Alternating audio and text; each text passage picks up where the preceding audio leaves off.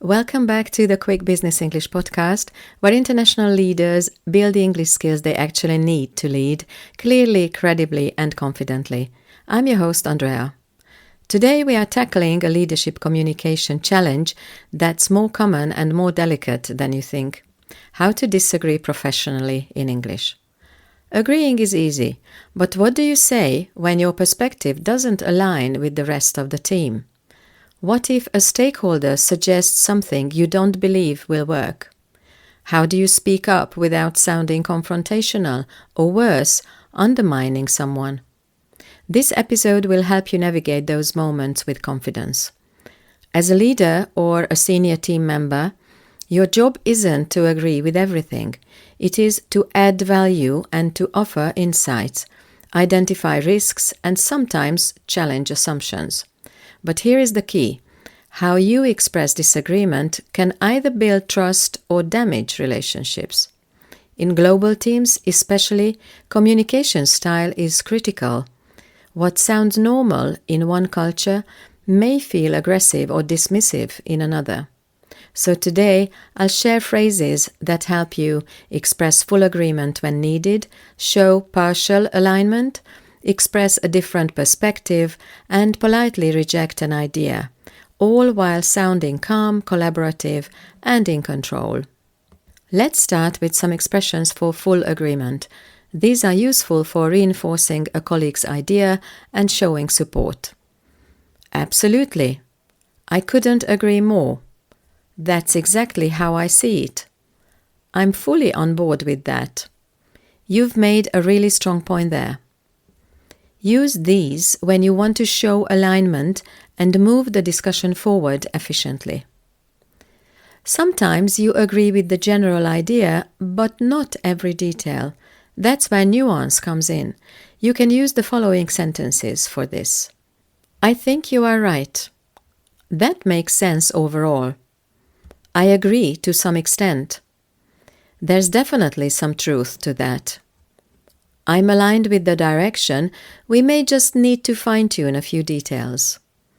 These expressions show that you are collaborative but still thinking critically.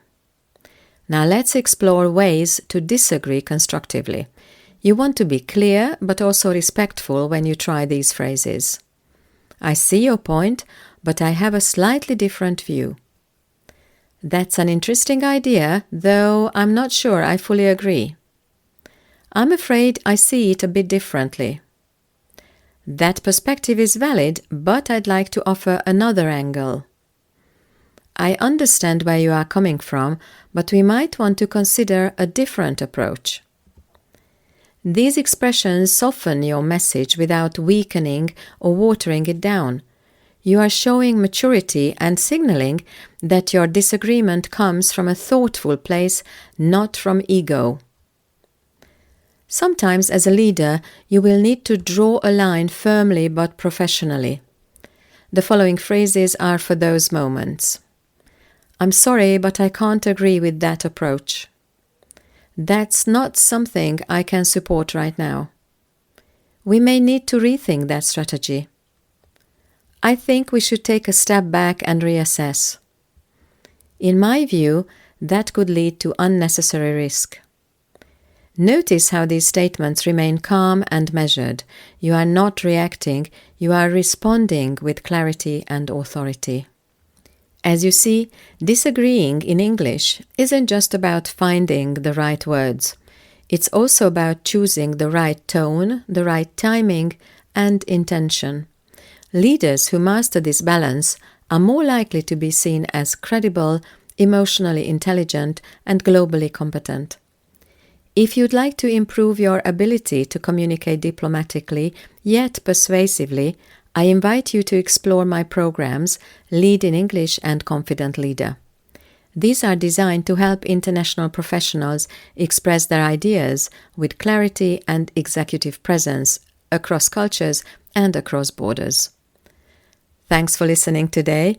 Next time, we'll be talking about how to lead a daily stand-up meeting in English, clearly, efficiently, and professionally. If this episode helped you reflect on how you speak up in meetings, make sure to subscribe, Consider sharing it with a colleague or your team, and feel free to connect with me on LinkedIn. And don't forget to check out the program details via the link in the show notes. Until next time, stay clear and stay credible.